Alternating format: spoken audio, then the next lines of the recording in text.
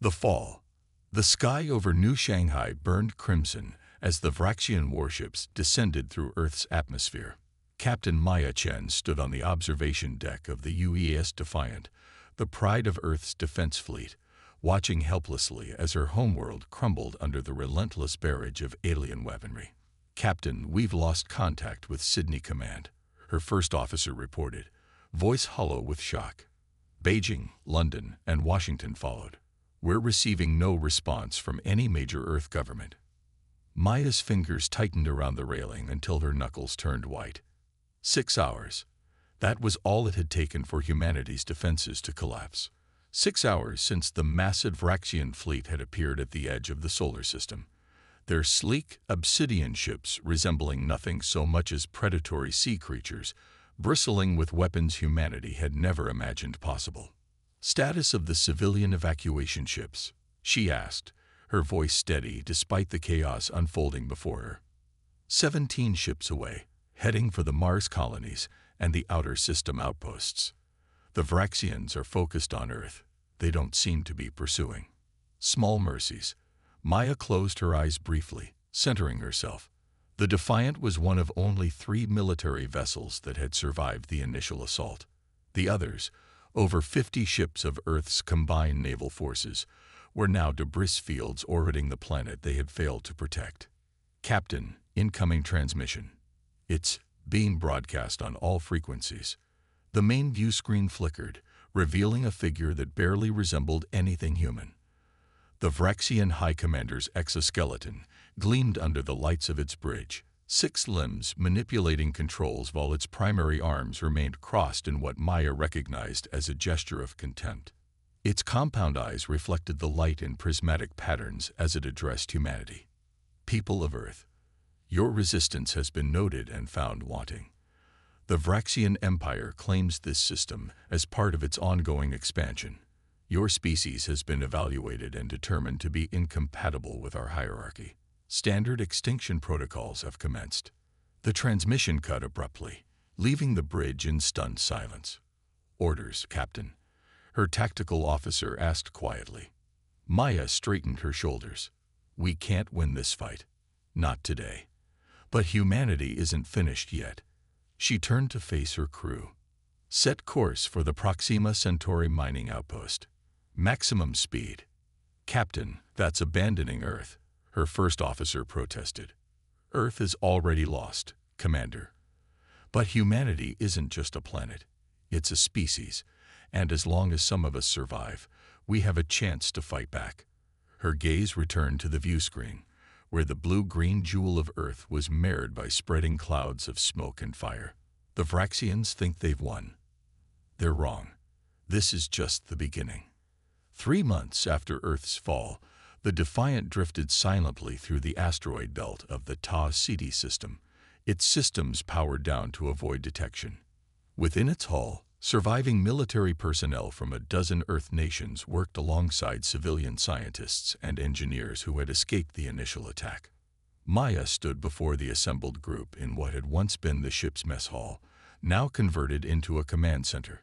Holographic displays showed the status of known human outposts, mining facilities, research stations, and fledgling colonies that had been too insignificant for the Vraxians to target in their initial assault. "The Vraxians have established control over Earth and the major settlements in our home system," she reported. "But they've overlooked something important about humans. We're adaptable, and we're everywhere." She gestured to the star map. "We've confirmed contact with 37 human outposts across 12 systems. The Vraxians are methodically hunting us down, but they're spreading themselves thin. Each outpost they find and destroy takes time and resources." Dr. Eliza Okafor, formerly of the Pan-African Space Agency, stepped forward. "We've been analyzing the debris from the Vraxian ships damaged during the Earth assault. There's something unusual about their technology." She manipulated the holographic display, zooming in on microscopic images of what appeared to be circuitry. "Their systems aren't purely mechanical or electronic. They're partially biological, a form of organic technology that integrates with their own neural systems.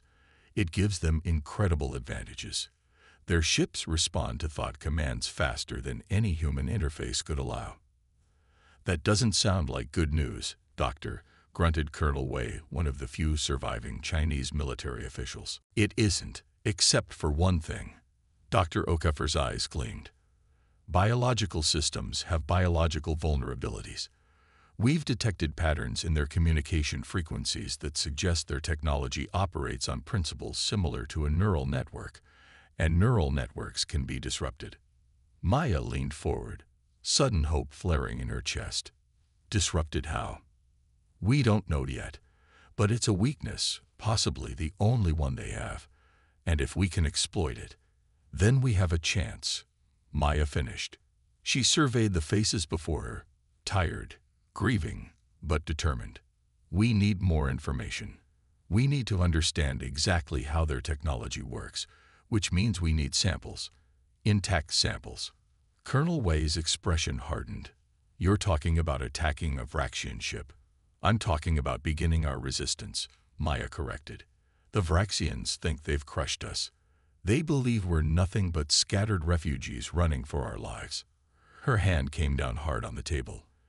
"But they're about to learn something about humanity that they should have researched before they attacked our home. When pushed to the edge of extinction, humans don't just roll over and die. We fight back, and we're at our most dangerous when we have nothing left to lose." The faces around her transformed, grief giving way to resolve. In that moment, the real war began, not the one-sided slaughter that had claimed Earth, but the desperate, ingenious struggle of a species fighting for its very existence. The Vraxian mining operation on Ceres had been established within weeks of Earth's fall.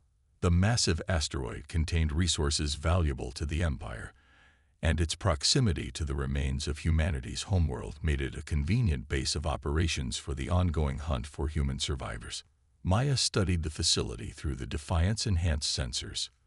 Their patrol patterns are consistent. There's a 6-minute window between sweeps on the North Quadrant. Her newly formed strike team, 12 men and women drawn from military forces around the world, checked their equipment one final time. The adaptive camouflage suits they wore were Earth's most advanced stealth technology, modified based on what they'd learned about Vraxian sensory capabilities. "Remember, we need intact samples of their technology," Maya reminded them. "Priority targets are communication devices, weapons systems, and, if possible, any data storage units. Avoid direct confrontation unless absolutely necessary." The team acknowledged the orders. Minutes later, their shuttle slipped away from the Defiant, running dark as it approached the asteroid's surface. Maya watched from the bridge, her breath held as the small craft disappeared from visual range. For 3 hours, there was nothing but tense silence. Then, without warning, alarms blared across the Vraxian facility.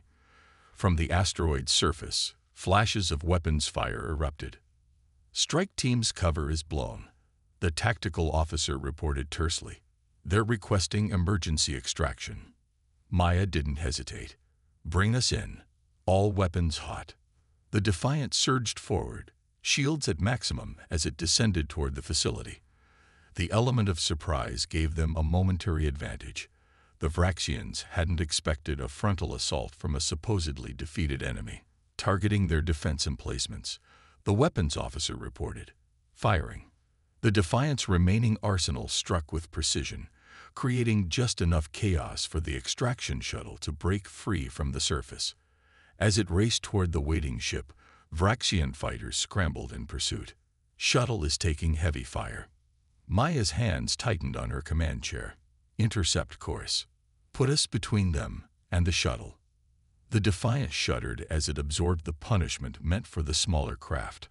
Warning lights flashed across the bridge as systems strained under the assault. "Shuttle is aboard," came the report from the hangar bay. 6 team members returned. 4 wounded, 2 critical. 6 out of 12. Maya forced down the grief that threatened to overwhelm her. "Get us out of here. Maximum speed." As the Defiant fled the Ceres outpost, leaving a trail of debris and disabled Vraxian fighters in its wake, Maya made her way to the hangar bay. The returning strike team members were battered and bloodied, but their expressions as she approached told her everything she needed to know. "We got what we came for, Captain," Lieutenant Diaz reported, handing over a sealed container. Inside were components stripped from Vraxian systems, communications, weapons, and most valuable of all, a data core. "6 of us didn't make it back," Diaz continued, voice hollow. "Make this worth it." Maya clutched the container, the first real hope humanity had found since the invasion. "We will," she promised. "This is just the beginning of our payback." As the Defiant disappeared into the depths of space, a priority alert rippled through the Vraxian command network. For the first time, humans had struck back. The message spread from ship to ship. The prey was no longer simply running. The hunt had become more complicated. The resistance. 5 years passed like a fever dream of desperate battles, narrow escapes, and small, hard-won victories. Earth remained under Vraxian control, its once vibrant cities transformed into mining operations and processing centers. The human population that remained served as labor, their lives reduced to servitude under the watchful compound eyes of their conquerors. But across the stars, humanity had transformed from scattered refugees into a guerrilla force that struck from the shadows, bloodying the Vraxian Empire at every opportunity before vanishing back into the vast expanse of space. Maya Chen, now bearing the rank of admiral by consensus of the surviving military leadership, stood aboard the Bridge of the Vengeance, a ship cobbled together from salvaged human technology and captured Vraxian components. Unlike the sleek military vessels of pre-invasion Earth, the Vengeance was ugly, asymmetrical, and absolutely lethal. "The Vraxian supply convoy is maintaining course," reported her tactical officer. 6 transport ships, 2 military escorts. "They'll reach the jump point in 20 minutes. Maya nodded. "Status of our other ships. Phantom and Wraith are in position. Ghost Rider reports minor engine trouble but will be ready." The human resistance fleet had grown from the single surviving Defiant to 14 ships of various sizes and capabilities. None could match a Vraxian warship in direct combat, but they didn't need to. They had learned to fight differently, striking vulnerable targets, using the vastness of space to their advantage, and most importantly, exploiting the weakness they had discovered in Vraxian technology. "Deploy the disruptors," Maya ordered. From the Vengeance's launch bays, small, drone-like devices accelerated toward the approaching convoy. Developed by Dr. Okafor and her team based on the samples retrieved from Ceres years ago, the disruptors emitted precisely calibrated electromagnetic pulses that interfered with the neural interfaces of Vraxian technology. The effect wasn't permanent, and the Vraxians had been developing countermeasures, but for brief, critical moments, it gave the humans an edge. Disruptors active in 3, 2, 1. Across the convoy, Vraxian systems faltered. Their organic technological hybrid chips experienced something akin to neural shock. Communication systems cycling through emergency reboots as command pathways temporarily severed. "All ships, execute attack pattern Delta," Maya ordered. The human fleet converged with precision born from years of desperate combat. They targeted engines first, then weapons systems, crippling rather than destroying. As the Vraxian escorts struggled to respond, human boarding parties launched toward the transports. This was the true objective, not destruction, but acquisition. Each transport contained resources the Resistance desperately needed: food synthesizers, medical supplies, and raw materials that could be repurposed for human use. Boarding teams report success on transports 2, 4, and 5, came the update. Heavy resistance on Transport 1. No contact with the team on Transport 3. Maya's expression remained calm despite the knot of tension in her stomach. Every operation cost lives they couldn't afford to lose, but without these supplies, more would die in the struggling outposts and hidden bases that constituted humanity's last strongholds. Vraxian reinforcements detected. The sensor officer suddenly reported, voice tight with alarm. 3 warships dropping out of hyperspace in Sector 4. Time to extraction. Boarding teams need 7 more minutes minimum. Too long. Maya made the calculation instantly. Phantom and Ghost Rider move to intercept the reinforcements. Delay them at all costs. Wraith, continue supporting the boarding operations. On the tactical display, she watched as 2 of her ships broke formation, racing toward the incoming threat. It was a suicide mission. They might buy time, but they wouldn't survive against 3 Vraxian warships. Admiral, her communications officer interrupted. We're receiving a transmission. It's not on any human or Vraxian frequency. Maya frowned. Source: unknown. It's coming from. The officer looked up in confusion. It seems to be coming from inside the Vraxian convoy. Put it through. The voice that emerged from the speakers was distinctly non-human, but it wasn't Vraxian either. It spoke in halting but understandable English. Human vessels. Assistance offered. Vraxian ship control systems, temporarily accessible to me.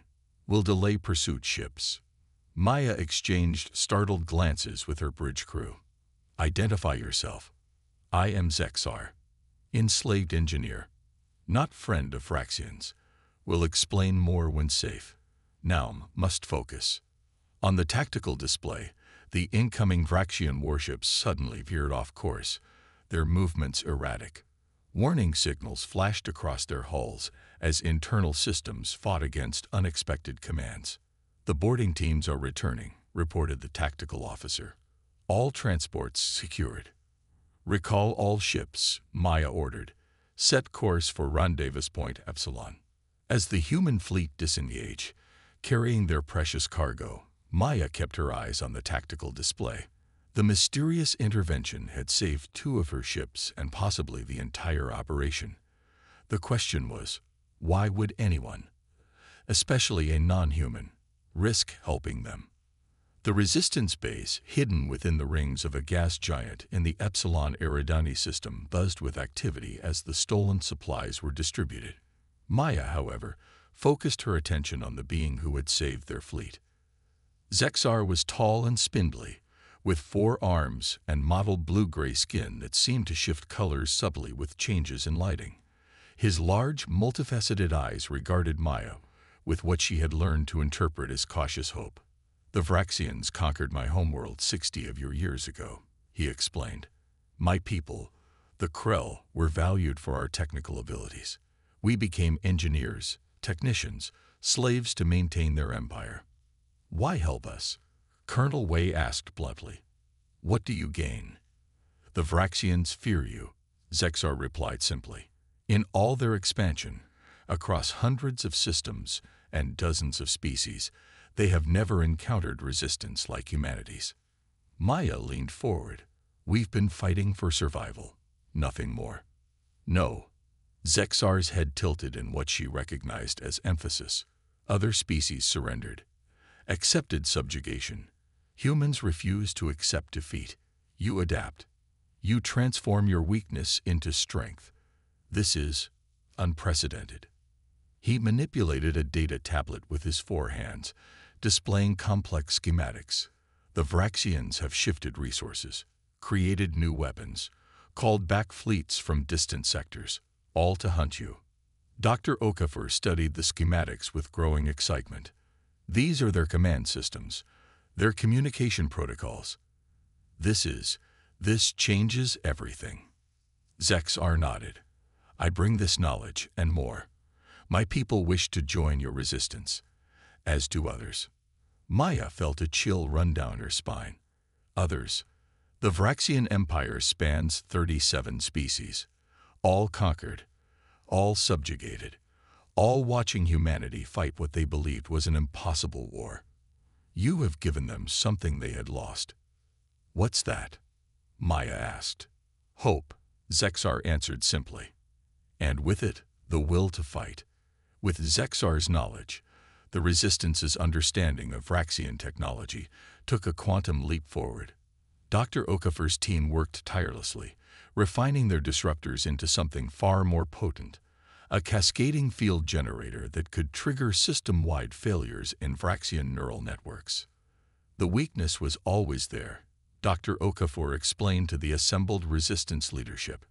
Their organic technology gives them tremendous advantages in processing speed and integration, but it makes them vulnerable to specific harmonic frequencies that disrupt neural patterns. She displayed a simulation showing a Vraxian ship's systems collapsing under the influence of the new weapon. We couldn't exploit it fully before because we didn't understand the exact frequency patterns needed. Thanks to Zexar, we now do. Maya studied the simulation carefully. How large an area can this affect? That's the limitation, Dr. Okafor admitted. Currently, we can project a field large enough to disable a small fleet, perhaps 5 to 7 ships. But to affect their command structure or planetary installations, we'd need something orders of magnitude more powerful. Colonel Wei frowned. Can we scale it up? Theoretically, yes. But we'd need resources we don't have. Specifically, quantum resonators that can amplify the field without destabilizing. The Vraxians have such technology, Zexar interjected, at their primary research facility in the Alpha Centauri system, the same facility where they are developing new weapons specifically designed to counter human tactics. Maya's eyes narrowed. Then that's our target. We hit their research facility, steal the resonators, and deploy our weapon at scale. The facility is heavily guarded, Zexar warned. More than any human fleet could challenge. Then we don't challenge it, Maya replied, a plan already forming. We infiltrate it, and we'll need more than just humans to pull this off. For the first time since Earth fell, Maya allowed herself to feel more than just the determination to survive. What flickered to life inside her now was something the Vraxians had never anticipated when they attacked Earth. It was hope, not just for revenge, but for victory. The Reckoning. The Alpha Centauri research facility hung in space like a dark star, its multiple rings rotating around a central hub in a complex pattern that created overlapping defensive fields. From the observation port of a captured Vraxian shuttle, Maya studied the approach vectors, mentally reviewing the intelligence Zexar and his growing network of non-human allies had provided. Final systems check, she ordered the strike team. A mix of human special forces and Krell engineers. Remember, we have a 40-minute window before the patrol ships circle back to this sector. Beside her, Zexar manipulated the shuttle's controls with practiced ease, his 4 arms working in perfect coordination. The access codes are still valid. The Vraxians do not expect betrayal from within. Their hierarchical thinking is both their strength and their weakness. The shuttle approached the facility's docking bay, transmitting the stolen clearance codes. Tense seconds passed before the massive doors slid open, admitting them to the heart of the Empire's most advanced research center. All teams, execute on my mark. Maya transmitted to the 5 other infiltration shuttles approaching different sections of the facility. Each carried specialists targeting specific technologies and information. But Maya's team had the primary objective: the quantum resonators needed to amplify their new weapon. As they docked, Vraxian dock workers approached the shuttle. Zexar spoke through the communication system in the clicking, chittering language of the Vraxians, explaining their unscheduled arrival with a story about equipment malfunction.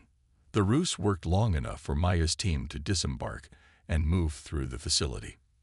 Dressed in the environmental suits of Vraxian technical workers, with Zexar leading the way, they proceeded through the labyrinthine corridors toward the quantum physics section.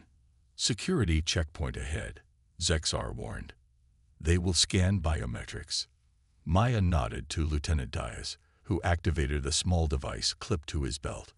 One of Dr. Okafor's latest creations, it emitted a low-level version of their neural disruptor, not enough to cause system failures, but sufficient to create momentary confusion in the organic components of Vraxian scanning technology. They passed through the checkpoint during the brief window of malfunction, entering the restricted research sectors. Here, the walls pulse with organic technology, veins of luminescent material flowing through transparent conduits. The resonators are in the central laboratory, Zexar indicated. But we have another problem. He pointed to a massive holographic display dominating the far wall.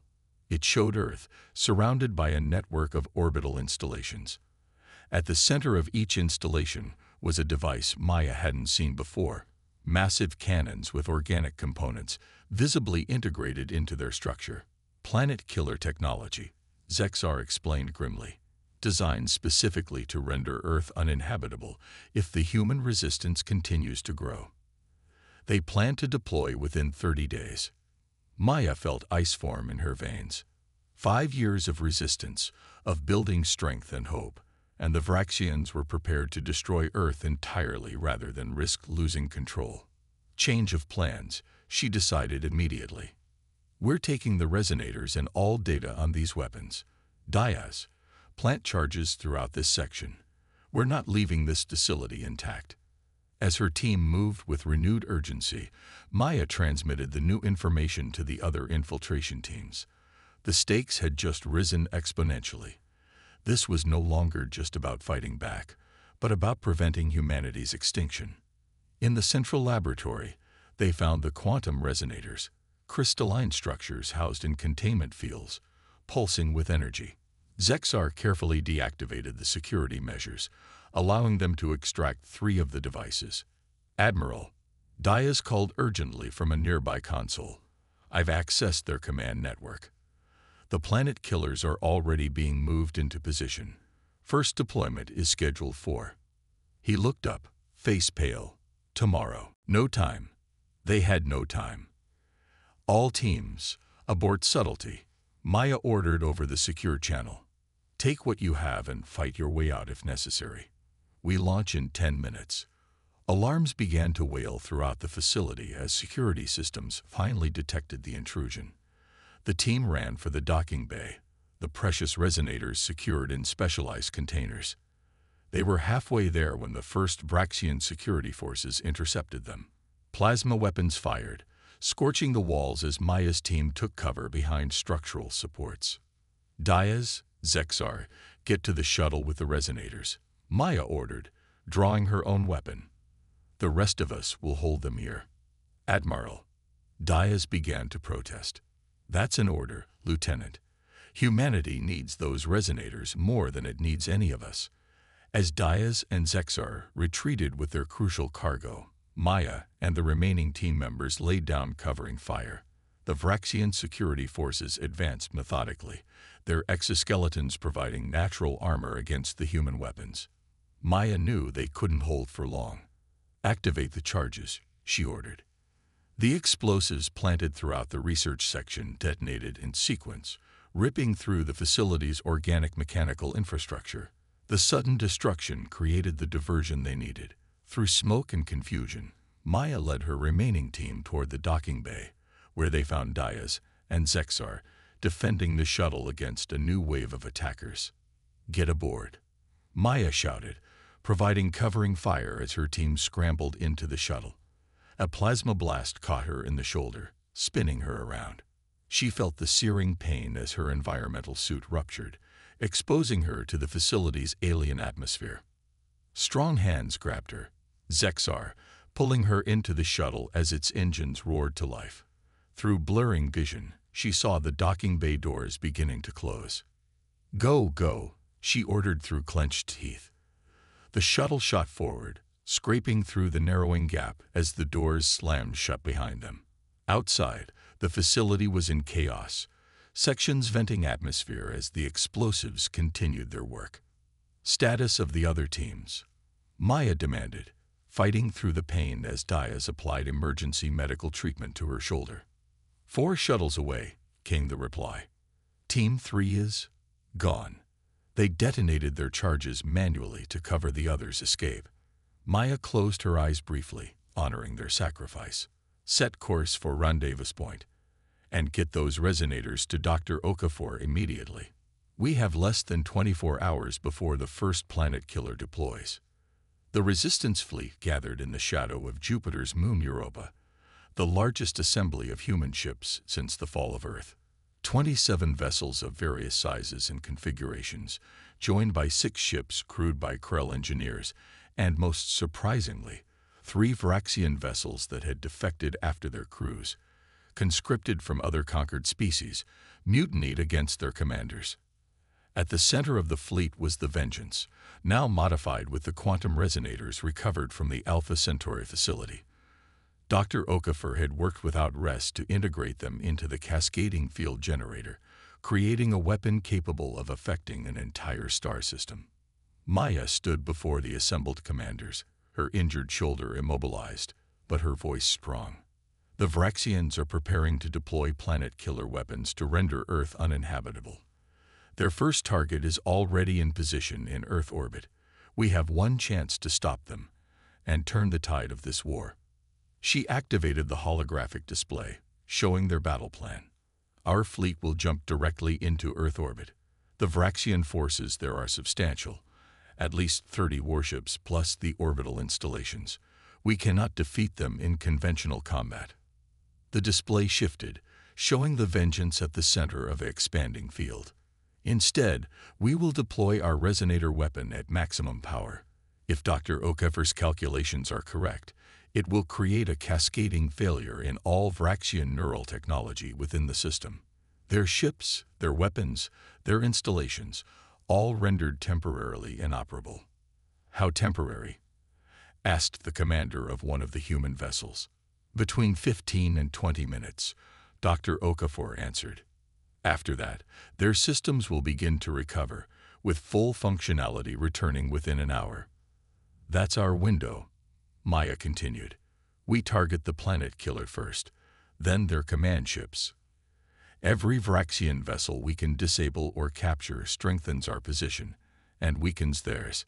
She looked around at the diverse faces before her, human, Krell, and representatives from 3 other species that had joined the resistance. This isn't just about saving Earth. It's about freedom for all our peoples. The Vraxians believed they could crush us into submission. Today, we show them they were wrong. The jump into Earth orbit was perfectly coordinated. One moment, space around the blue-green planet held only Vraxian ships and installations. The next, 36 vessels of the Resistance fleet materialized in attack formation. At the center, the Vengeance powered up its resonator weapon. The massive energy draw caused lights throughout the ship to dim as Dr. Okafor initiated the sequence. Cascading field generator at full capacity, she reported. Firing in 3, 2, 1. There was no visible beam, no explosive force, just a ripple that seemed to distort space itself as the harmonic frequencies propagated outward at near-light speed. On the tactical display, Maya watched as system after system on the Vraxian vessels began to fail. Their ships drifted, weapons powerless, communication silenced. The massive planet-killer installation in low Earth orbit went dark, its organic components overloaded by the neural disruption. All ships, execute attack pattern, Maya ordered. Disable their engines first, weapons second. Boarding teams, stand by. The Resistance fleet surged forward, targeting the helpless Vraxian vessels. It wasn't a battle but a systematic dismantling of the enemy's capabilities. Precision strikes crippled propulsion systems and weapons arrays, leaving the ships intact but powerless. Boarding teams launched toward the largest vessels, securing them before their systems could recover. On Earth below, the ground-based Vraxian installations suffered the same fate, their neural networks overwhelmed, their defenses collapsed. Maya watched as the planet killer was secured, its destructive potential neutralized by Resistance engineers. For the first time in 5 years, she allowed herself to truly believe that humanity might win this war. Admiral, her communications officer called. We're receiving transmissions from Earth. Resistance cells are rising up worldwide. They're attacking the Vraxian ground forces while their systems are down. On multiple channels, reports flooded in of human uprisings across the planet. The subjugated population, seeing the Vraxian ships disabled overhead, had seized their moment. With their neural technology failed, the invaders found themselves facing millions of humans determined to reclaim their world. Vraxian reinforcements detected, reported the tactical officer suddenly. Multiple signatures at the edge of the system. Estimated arrival time, 40 minutes. Maya nodded grimly. The resonator weapon needed time to recharge. They couldn't use it again immediately. They would have to face these reinforcements with conventional tactics. But as she prepared to issue orders for a defensive formation, new signals appeared on the tactical display. "Admiral, we have unexpected ships entering the system," the sensor officer reported, confusion evident in his voice. They're not Vraxian or human. Multiple configurations, at least 60 vessels." Zexar stepped forward, his multifaceted eyes widening. "The call went out," he said softly. "When word spread of humanity's resistance, of the weapon you developed, other species began to hope. These are ships from across the Empire, all peoples conquered by the Vraxians, all rising up together. The incoming fleet transmitted on an open channel. Human resistance, this is the combined liberation force. We stand with you against our common oppressor. Direct us where we are needed." Maya felt something she hadn't experienced since before the fall of Earth, a genuine smile. "Tactical. Integrate our new allies into the defense grid. Let's welcome the Vraxian reinforcements properly." As the combined fleet moved into position, Maya looked down at Earth, scared but unbroken, its people fighting for freedom after years of subjugation. The Vraxians had believed they could crush humanity's spirit, that they could break them into submission or extinction. They had been wrong. Humanity had not only survived, it had inspired a galactic revolution. "The Vraxians thought they'd broken us," Maya said quietly. "Now they'll learn to fear our revenge." But what began as revenge had become something greater, the birth of an alliance that would reshape the galaxy, founded not on conquest, but on the shared desire for freedom. The Vraxians had sought to extinguish humanity. Instead, they had forged them into the spark that would ignite liberation across the stars. It was a lesson the Empire would never forget. Those who seek to crush others must ultimately face the consequences of their cruelty, and humanity, pushed to the brink of extinction, had emerged as something the Vraxians had never anticipated, the harbingers of their downfall.